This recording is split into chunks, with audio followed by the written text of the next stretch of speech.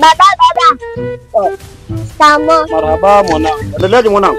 Naendelea vizuri. Haika bagi hapa.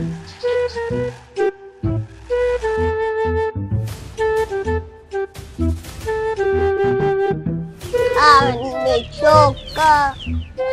Usijali mwanangu. Hii ni hali ya maisha. Mwanangu. Nimekumbuka. Nilipita kule kwa jirani nikaona kuku anafanya interview. Anafanya interview? Mwanangu. Interview ya nini? Anataka kuwa lamkloko ya mtaa.